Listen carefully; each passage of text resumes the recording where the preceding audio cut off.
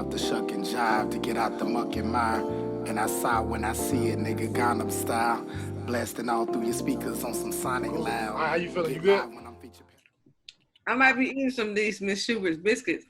And I'm like, y'all know Miss Schubert. Y'all know Sister Schubert, right? Her rolls. Oh yeah. Never had Sister Montgomery. They put me on when I was in Montgomery. Yo, these Sister Schubert rolls, but they now have cinnamon rolls. Ooh. I wish we just discovered it today. Nice. Yeah. And it's a problem. But yes, I'm ready. Cool. Let's do it. Welcome back, y'all. Street Academy Podcast, where we keep one foot in the academy and one foot in the streets, where we blend conversations that are happening in the academy, in the professional realm, to also what is happening in the streets, in the churches, and clubs, and the parking lots, on Black Twitter and social media, all that other kind of stuff. So blending these conversations so we can have a much more complete discussion about important topics that are going on in our society. I am your co-host, Jonathan Grant, aka John Jeezy, John Grinzel. Grinzel, what? John Grinzel, can I be like John Grinzel? I think I should come up with a nickname should I do like a different nickname? I think it would be fun. I need one too. You're the best at coming up with nicknames. It'd be random. I'd be coming up with random stuff. This is, and my other co-host, right here. Amber Kamilah, aka Dr. Beezy, right? Amber K. Beezy Brizzle. Yo, our other co-host, Jackie Forbes, aka Dr. Hater, the biggest hater ever in life, ever of all time. She'll be coming on later on. So we look forward to having her part of this discussion. And we have a close personal friend of the podcast, a good friend of mine, this brother. I've known him for a long time. And we've been working together probably since 2007, 8, something along those lines, man. PBC, that's right. I remember that. PBC, Progressive Black Caucus. Yeah. I remember that. I'm going to tell you, we're going to fill y'all all on all of that later. But yeah, we've been working together doing this thing for a minute. He was actually the one that really kind of introduced me to the academy in a lot of ways, and conferences and things like that. And so, we've been knowing each other for well over, 10, 12, 13 years or so. He's a professor, a scholar, a researcher, author, musician. He wears many hats. Good friend of mine. Give it up for a close personal friend of the podcast, Dr. Sydney Freeman. Gentlemen and non-binary folk. We trying to make sure everybody's up in there. And I'm gonna just kind of let you introduce yourself. Tell us a little bit about you. Tell us who you are, your work, maybe how you got started in your work. And then also kind of tell us how you bridge your professional work, your research, your teaching, all of those things with activism, and how you do these things also on the street level, because that's really what Street Academy is all about. All right. Well, thank you to the Street Academy team for inviting me. I'm originally from Camden, New Jersey. That's right across the bridge from Philadelphia. And one of the unique things about me is that I went to a school called Pine Forge Academy, which is in Pennsylvania, but it was a part of the Underground Railroad. And so I've been to a historically Black boarding academy, went to Oakwood College, now University, which is a HBCU. But I've been conscious all that time, but the real stretch of me was when I went to Auburn University in Alabama, when I wasn't at HBCU. And so I had to make different connections. I've worked at Tuskegee University. I did that for about 4 years, and now I'm in Idaho.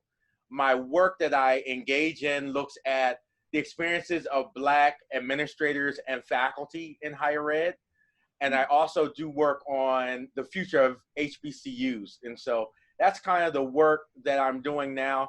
I try to stay connected a lot via social media, but also whenever I can, actually engage in work that is relevant to our communities. So I do a lot there in the Pacific Northwest. Spokane is close to us. Seattle's close to us. So I partner with people in those areas to assist with the Black communities there. Dope. So yeah, you're gonna learn a whole lot more about him. And honestly, what I'm gonna have Sid do later on is just drop his information so y'all can see everything that he's doing. Check his resume and follow him and all of that good stuff as we move forward.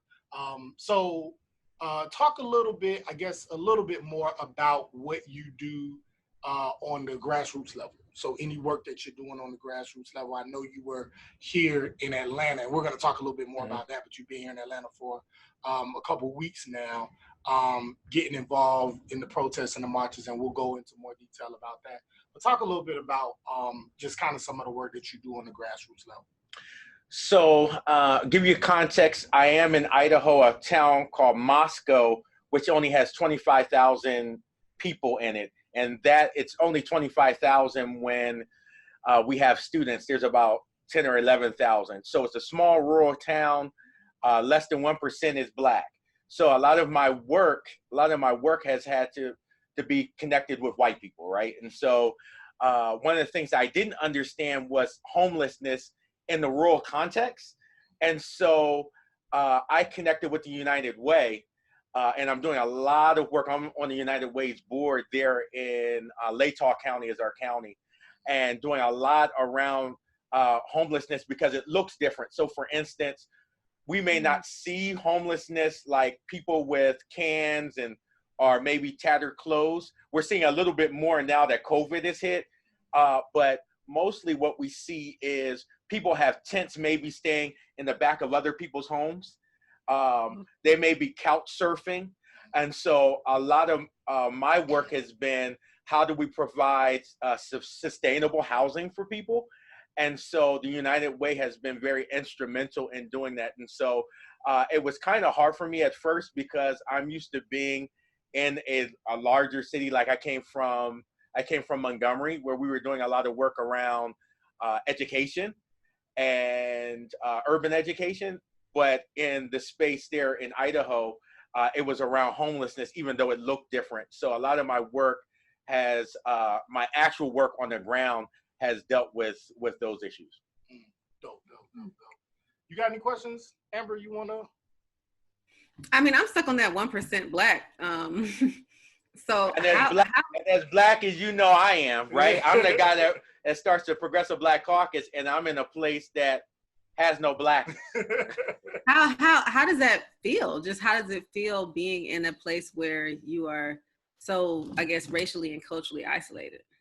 Yeah, so I think, when I first arrived there, there was kind of, well, let me say it this way. Obama was in office, so there was kind of this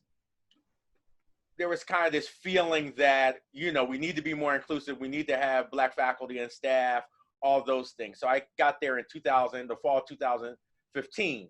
And so we had Black leaders they were trying to hire Black leaders and things like that.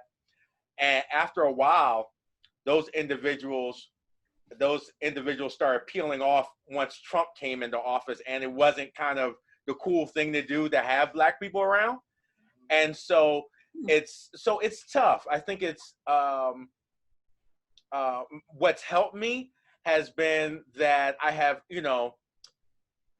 I would say social media has been really instrumental, because I don't know how we could make it if there wasn't social media, right? So to get to like a Black church, for instance, or not even a Black church, but a Black-led church, I had to travel about 2.5 hours to get to a Black pastor. So it's an interesting thing.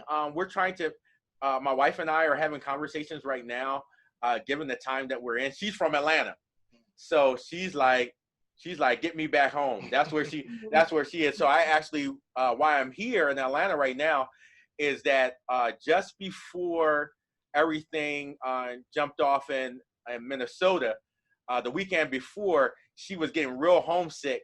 So I said, listen, let's jump in the car. We drove 36 hours to get here. But it was like she had to see some blackness. She had to get with her family. I can navigate it a little differently. But yeah, it's difficult. It's difficult at this kind of moment right now, given what's going on. Gotcha. Okay. What it do? What's Dr. Hater in the building? How are we good. How are you? I'm good. I'm sorry that I'm late to the party, but you know they say better late than never. Hey, come on. Entrance with the sick head wrap. Yes, let's go. Right. Y'all don't want to see what's under here. But we do though. But we do. I celebrate the naps.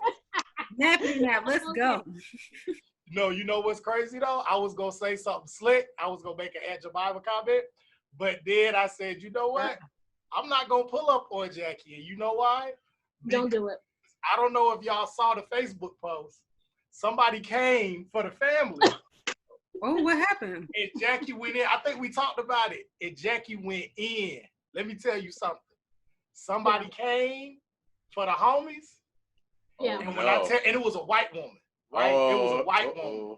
And let me tell you something. Personally, when white people step out of line, when they do their racist things, right? You know what I'm saying? I'm like, all right, cool. You know what I'm saying? Go get them, whatever. I'm not going, I'm going to be in my ex bag, right? Go get them. It's whatever. I don't know if y'all ever been in fights with, with your friends or your homeboys or whatever, but if you and your homeboy getting in a fight with somebody and your homeboy lose it, right? And he going and he beating the dude and you got to pull him back like, yo, chill out. He done had enough, right? That's how they had to do Jackie because he gave him them hands. And we was like, yo, she had enough. Really? Went in on this white lady, but honestly, she deserved it because she was way out. And I just want to let all of our listeners, all of our viewers, don't let the chill demeanor head wrap fool you. Because what Erykah Badu say, this incense can go to Newports and Coke 45 or whatever. Real quick. So I just want to let y'all. Not that I have it in me. I haven't had to drag somebody like that since I was whippersnapper. In my old age, I have calmed down. But this is such a profound moment for Black people right now. And I think that a lot of white people are trying to figure out what their place is in this moment. And some folks are trying with the intentions of making some strides toward anti-racism. That's their hope and their goal. And other people are doing it with the sole purpose of denying our experiences as Black folks. And in spite of all the blatant racism that we've been seeing for the past 400 years, but are now especially attuned to in this moment, there are still some people who are but what you have experienced is not real and is not valid. Yeah. And on top of that, she called my boo ignorant. So I came and I reached into a special place. A special place. Can't come for the boo. To just drag her as far as I could. When Biggie said spread love, this is the Brooklyn way, he wasn't talking about Jack. Listen, I know what the Brooklyn way is. I had to do it one time. I'm curious about this thread. I know. I gotta send it to you. I can't remember if we had sent it to you, Amber, but I had saw it on Facebook, and we got a screenshot. It's a screenshot. Yeah. I'll text it to you. Okay. Yeah. But anyway, glad to have Jackie here with the conversation. And so, we can go ahead and get started with the topics for today. And so one of the things I want to talk about, I kind of want to bring up for kind of all of us to kind of weigh in on, especially you, Sid, you being somebody who studies educational leadership, right? And studies leadership in general. And you have, I think you studied that even in undergrad, correct? No. So master's and doctorate. Master's and doctorate. Okay, study leadership. So with all of this social unrest that's been happening, right, in our country, particularly around race, one of the biggest conversations around this is, where is the leadership, right? When you talk about the Black Lives Matter movement, and everybody saying, who's leading these protests? Who's leading these organizations? When you look at the civil rights movement and how they have this, what Mark Lamont Hill calls, one messianic figure, where you have a king, or you have an X, or you have a Garvey, you have a Du Bois. And so with all of these movements in the past, particularly around race, and even outside of race, even with the Brown Power movement, and you have Cesar Chavez, right? Even if you go back to the women's suffrage movement, and you have Elizabeth Cady Stanton and Susan B. Anthony. And so you have these movements throughout American history that have these one leaders. And now we're in a space and in a place in our history where it doesn't appear that way.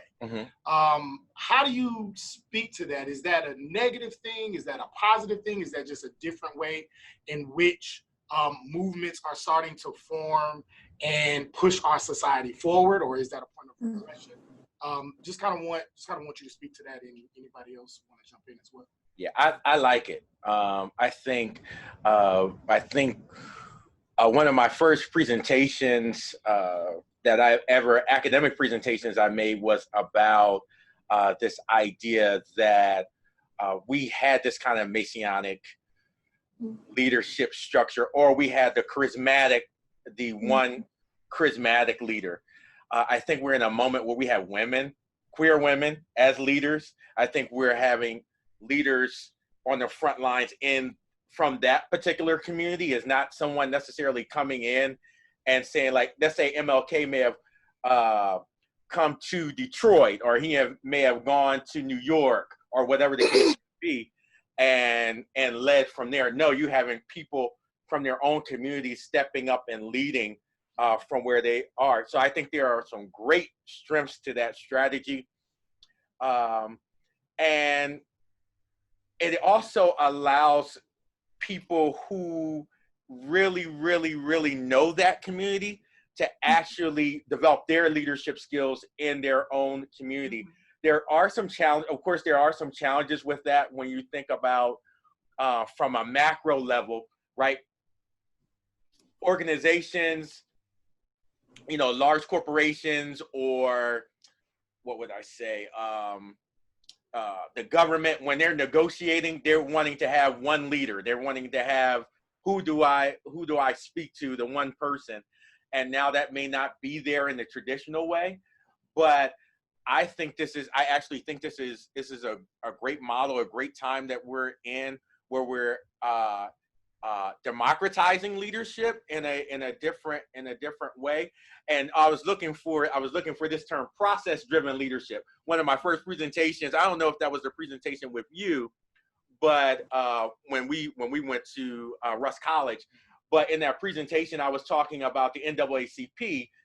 Previously, they had a model where they kind of had a leader who was very charismatic and well-known.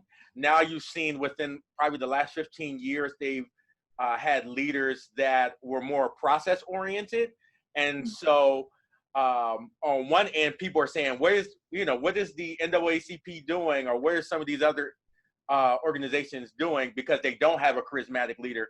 But on the other end, people are talking about putting processes in place to get the work done. So I think the model is not totally proven yet, but I am heartened because we're having women and queer folk and others that are now able to be on the front lines in a very strong and unique way.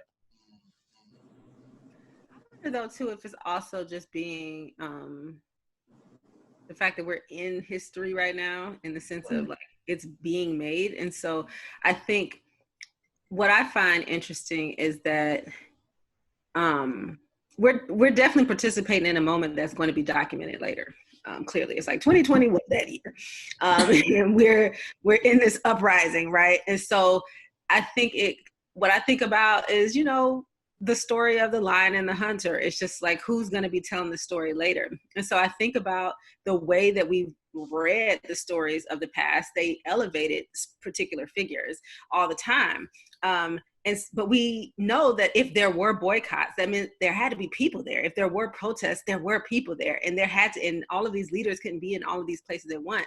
And so, even how people will say, like, people give specific leaders like MLK too much credit, or like, and it's just like, they might not have been the organizers on the ground. And so I think as we're seeing it, I think we see like, it's decentralized. The leadership is completely decentralized. We don't necessarily have to depend on this one person or this small group of people to say, okay, now we need our marching orders. But it's because there are people everywhere who understand the context of, they understand the specifics of their particular context, and they can lead that group. And I think that's empowering. I don't necessarily think we should look for centralized leadership, but I don't think that's actually what necessarily happened, even with all of these other protests and the way things moved before. I just think now that we're seeing it, it's just like, I think on social media, it also accentuates and exaggerates the multitude of ways to approach anything at any time. So it's just like, it's all of these different ways, and it seems like confusion. So people say, where's the Black leadership? And it's like, there's Black leaders everywhere. Go to the leader in your community and find them, or talk to somebody in your community. But I don't want it to be mistaken as like confusion, or to say like, back in the day they were more organized. It's just like, actually they didn't have the benefit of Twitter and Instagram and Snapchat or whatever else to document constantly, so that they could see all of these people who are leaders in their own right. And so I feel like it's a beautiful time to adjust the way that we think about the way that history has been documented. And so we can see it and say, more than likely, it was the same stuff. There were individuals who were leading protests who will be nameless completely, who will never make it into any history book, and who will never get a statue made about them. But I think that's where we can say, like, I want to participate in this, not for notoriety, not for clout, which is a very big thing right now, because it's kind of like people do want that clout just a little bit to say, well, I love this protest, guys, and I'm a leader. So I think it's just like, how do we participate this in a way where we're just saying, like, I want to be in the game, and it's not about getting my name in a book, but I'm in this, and I don't want to speak negatively, or I don't want to speak against my community by saying, well, we need leadership and we need these points. It's just like, no, find it in your neighborhood or wherever you are, and go with that person. They don't have to be this charismatic figure. They don't have to do all of these speeches and stuff. It's just like, find a way to plug in, Right. If I could jump in just real quick. I did a interview with some colleagues from India earlier this week, and they were talking about the Dalits in India, and how they're gaining inspiration from the way we're leading and our movement, the Black Lives Matter movement in the United States. I think one of the great things about social media right now is that we're able to curate and directly tell our story. Because one of the things that has been eye-opening recently is how African Americans, and some people say American descendants of slaves, how they've been portrayed outside of the U.S. as kind of soft and not weren't willing to fight back. And so even our brothers and sisters around the diaspora are now saying, oh, okay, these guys are not just they weren't just taking stuff, but what was propagated outside of the United States was Martin Luther King and nonviolence. And then it becomes, Black people in the U.S. Just kind of, they were willing to be slaves, or they were willing to do this thing. So I think it's a great time where we're able to curate our own media and get that information out worldwide. I love that point. I think it's so interesting. I agree with everything that y'all have said, but I think it would be remiss if we don't recognize how gender and sexuality is playing into this moment. Because the founders of the Black Lives Matter movement were queer Black women, I think it's easier for us, like the general us, disregard their leadership. I think we would have looked at them as leaders in a very different way if they were cishet Black men. And I think, you know, for a movement whose rallying cry has consistently been, like, you know, for decades now, power to the people, and like continues to be part of that rallying cry now, power to the people. I think a decentralized leadership movement kind of speaks to that, like literally putting power in the hands of people, not a person, not one singular person who is in charge of the strategy, but literally all of the people who have a vested interest can push the movement forward and advance the work in different ways. But holding that decentralized leadership like model at the same time as recognizing that if the founders were cisgender, heterosexual Black men, that how we perceive men, cisgender, heterosexual Black men as leaders is completely different than how we are perceiving queer Black women who are advancing this work by and large. That's a great point. Yeah, I mean, it's interesting you mentioned that, because I just remember this might have been back in 2014 or 15. We know we were, Black Lives Matter had been a hashtag, had been a rallying cry for a couple of years now, but still rather new. And I just remember going to a specific religious organization to talk about how we could merge the work that was being done with the Black Lives Matter momentum with what the church should be doing, right? And has done, you know, bits and pieces in the past. We can go into that later. Bits and pieces in the past, but what the church should be doing. And I just remember there was a specific religious leader, good dude, but one of the things that he was concerned about was, you know, do we want to get behind this?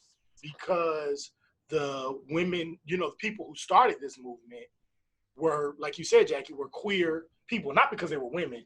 That was fine. But the queer part, you know, that is that going to stop? Is that going to make, you know, certain congregations hesitant to get behind this movement, you know, because these women were queer?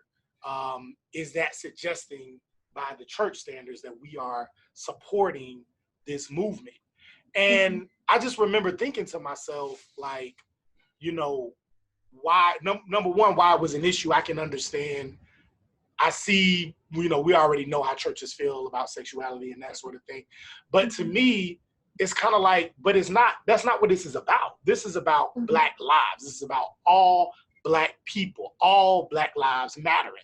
And the fact that Black people's lives are in a vulnerable state right now. Again, that was a couple of years back. Now we see, you know, especially when we talk about 2020, we see churches, we see, you know, white people, Black, everybody, hashtag Black Lives Matter all over the place. And so I'm and then even seeing some of the people that was affiliated with this religious organization, also saying the same thing. So it's making me wonder, well, what changed?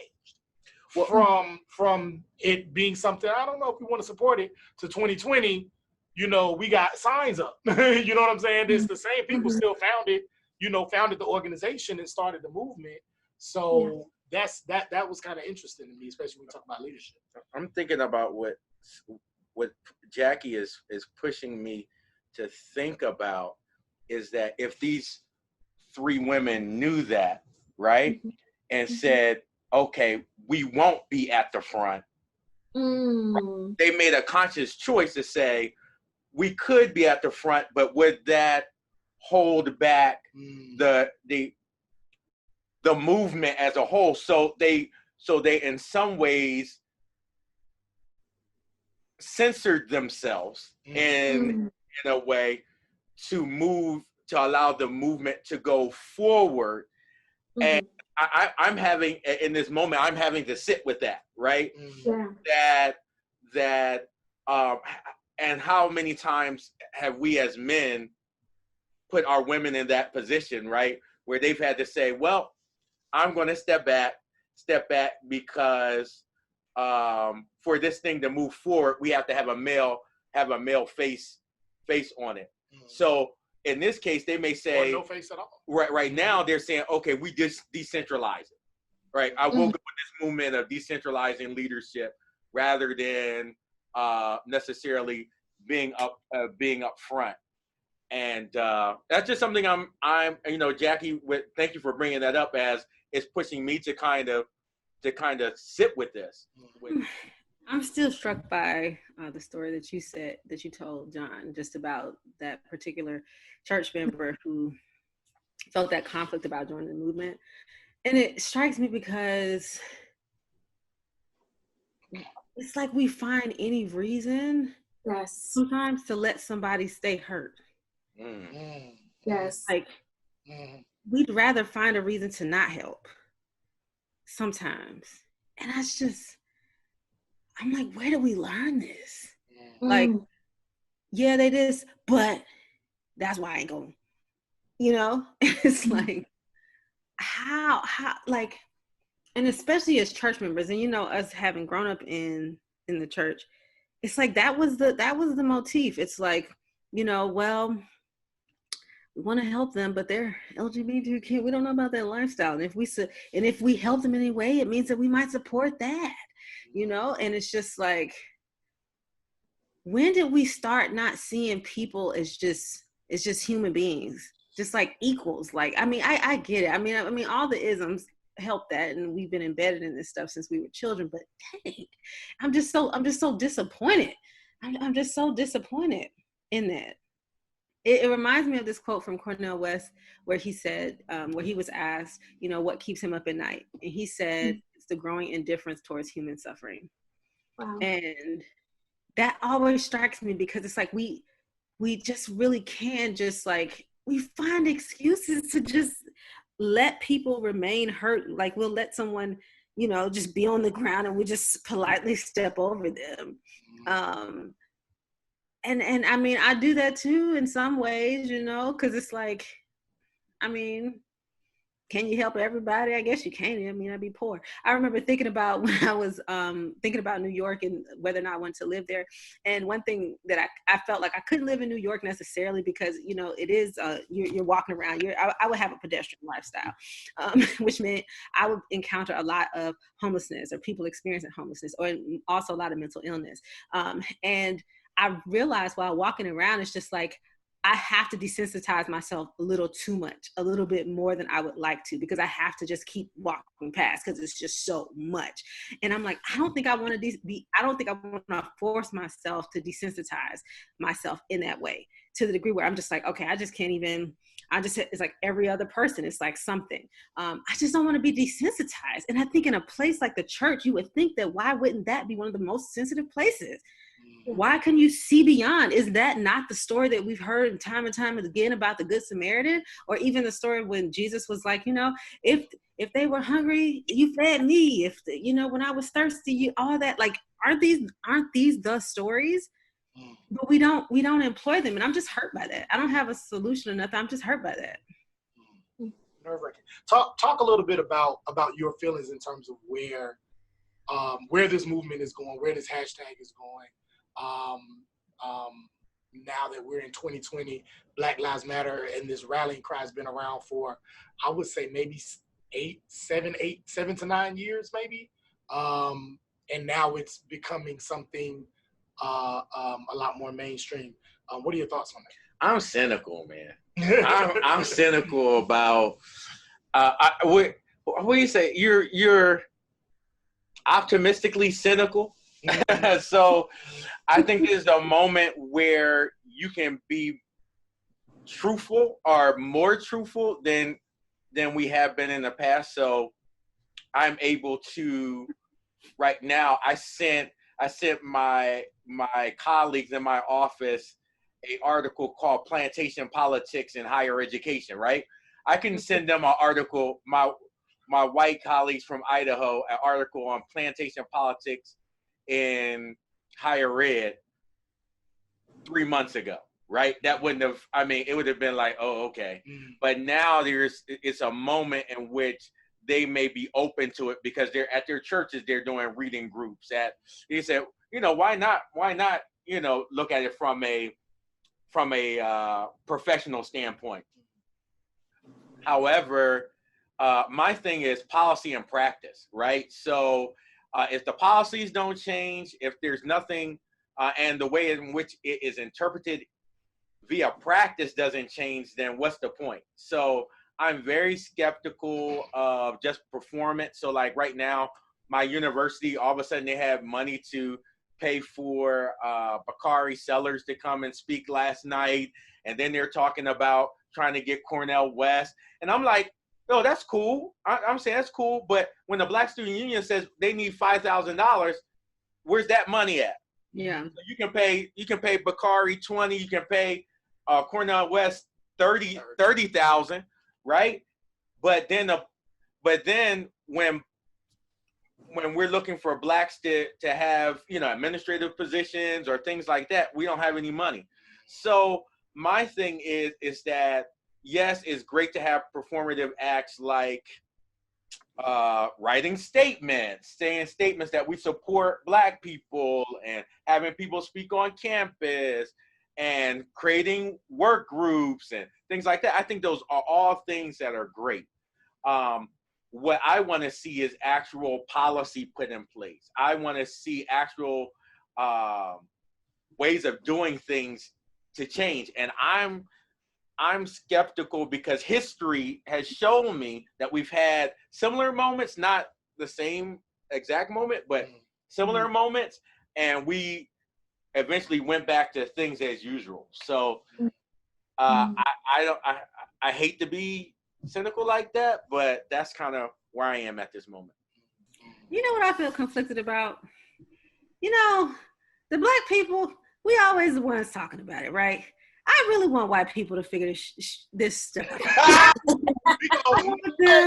I want them to have some board meetings devoid of Black people, because they need to. It's like, it's mind-boggling. You know why it's hard for us? Because we've been trying to tell y'all the same stuff for a long time. You say it in so many different ways. Okay, you do marches, you do protests, you do books. And more books, and you're just writing all kind of stuff. You write poetry, even. We write poetry, spoken word, songs. We've done dances. We've done everything to explain what's wrong with America in this sense. We've talked about systemic racism so many times. And it's just like, again, I think I'm frustrated with all of the different types of appeals that Black people have done to white people or people who consider themselves white. And so you have the moral appeal, you have the economic appeal. We're like, you know, morally, this is kind of terrible. We'll even say spiritually. We're like, you know, in the long run, if you're racist, you might go to hell if you believe in hell. And so maybe that's not a good thing.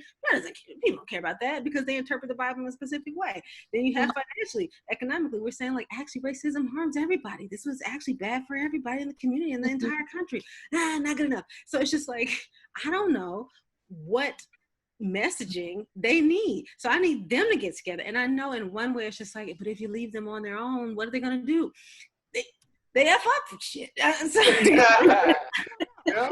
It's just like, you leave them on their own and they're going to go colonize someplace else and say, well, maybe we'll start again, start over somewhere that hasn't been touched. So maybe that's not good. Maybe we don't leave white people alone. I don't know.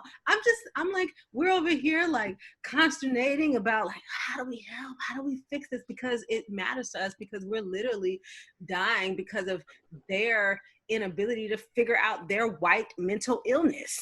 This is just mental illness of white people. I don't know how a white person processes this stuff. White supremacy, the way that you act on it every day, it is a mental illness. I don't know about it. I haven't studied it. I don't experience it.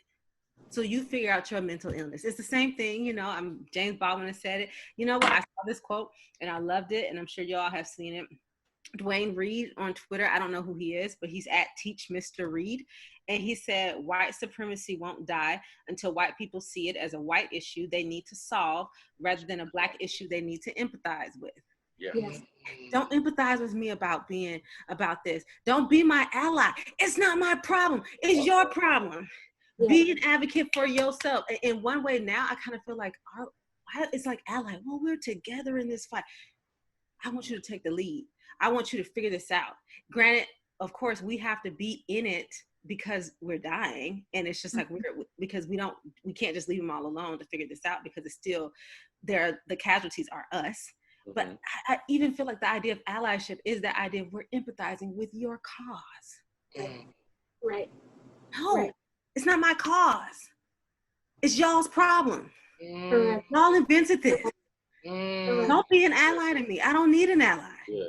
I want you to be a leader. So when we talk about leadership, white people, where are white leaders? Where are they? White leadership? They're white leaders in the White House right now. They ain't got no leadership in there. Where's the white leadership? Where's the white leadership for this movement? Yeah. You know, listening to you, Amber, makes me think, I wonder if we are on the verge of a Black exodus, maybe a migration. I'm coming with you, boo. I'm coming. I already know it's time. I'm ready. And I mean, I'm not just like a leaving of certain places within this country, or, you know, an exodus from this country, but I do think that there are signs of like divestment from white institutions. I've seen more people post like, I'm looking for flowers, I'm looking for hats, I'm looking for this. Like, who's the Black person that makes it? I'm on that. People trying to support Black owned businesses and institutions. I saw in one of the groups that I'm in, one of the alumni groups that I'm in, that someone said, should I send my kids to these elite private schools, or should I do something else?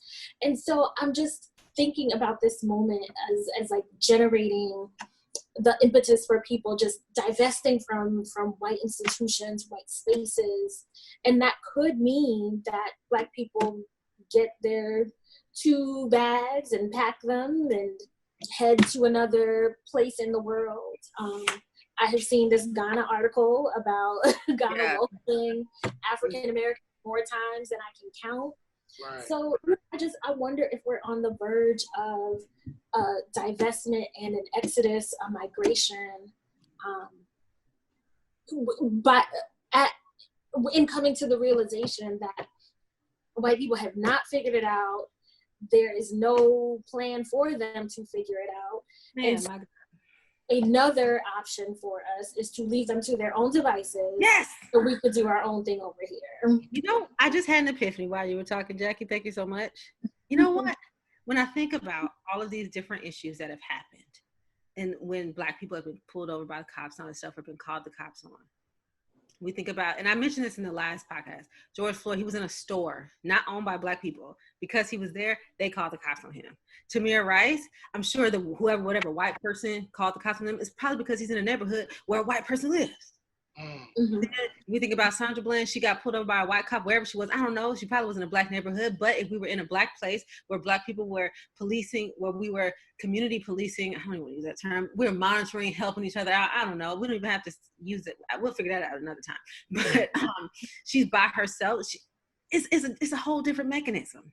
If we think about Jonathan Crawford, him in a Walmart playing with a rifle, he don't need to be in a Walmart. What if he was in a place with another store that was Black owned, and they don't see that man as a criminal because they see him as a brother because he looks like us. So when we think about all these different instances where, or even when Eric Garner, he's out there, you know, it's because of the cigarettes. So he's outside of somebody else's establishment.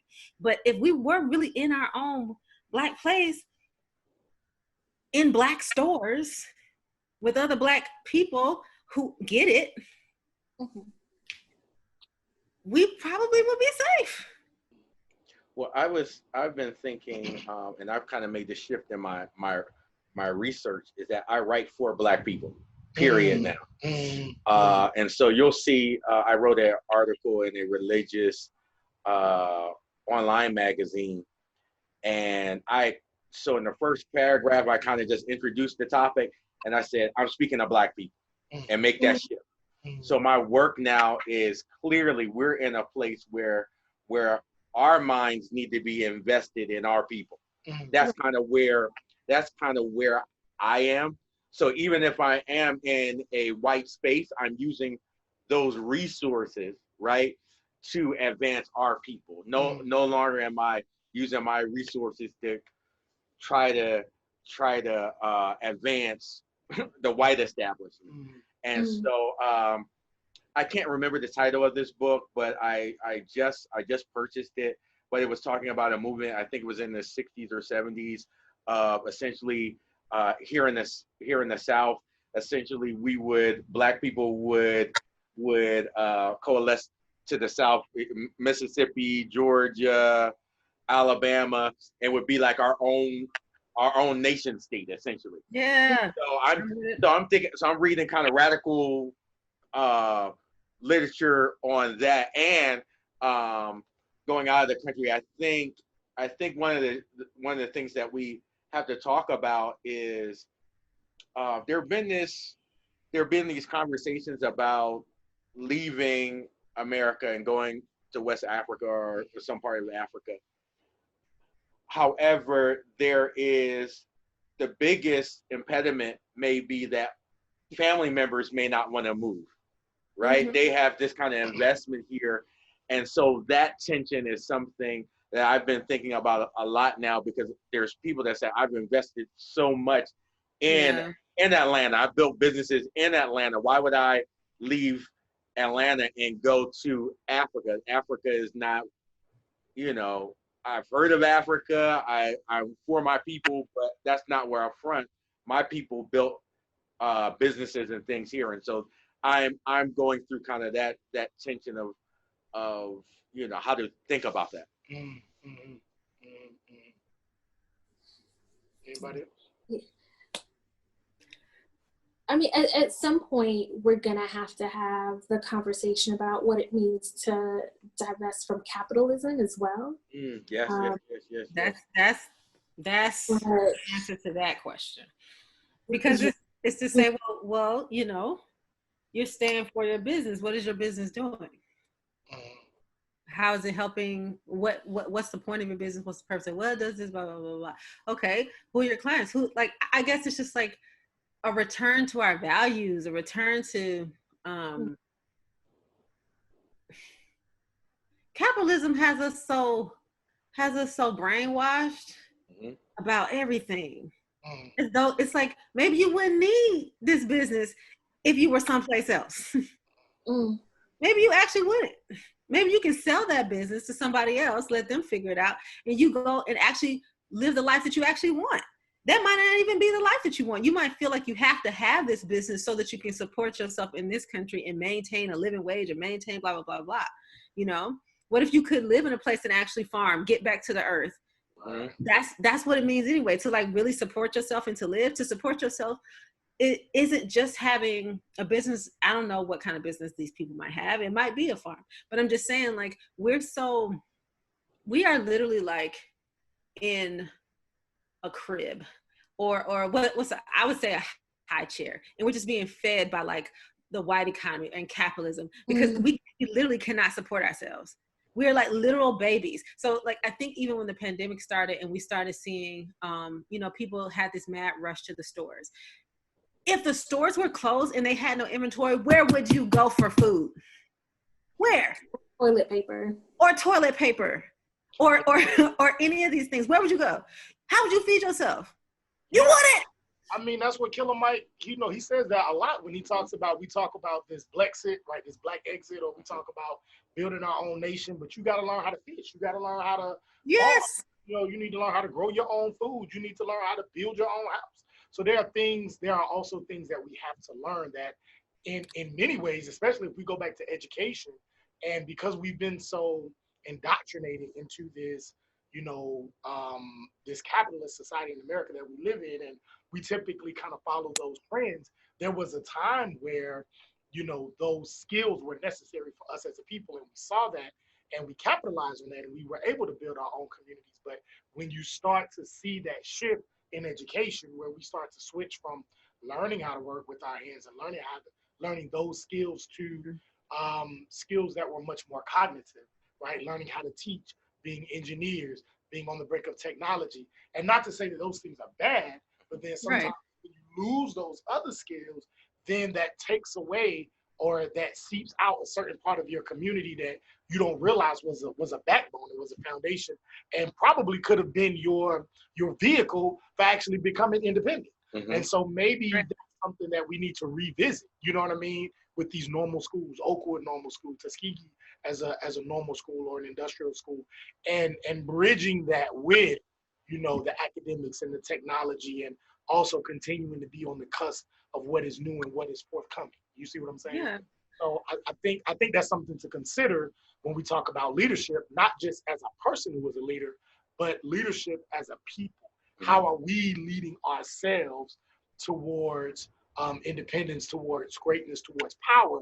Because going back to what Amber was saying, and this is what I oftentimes say in speeches or sermons or, you know, conversations about this. And recently I was on a panel? I can't remember.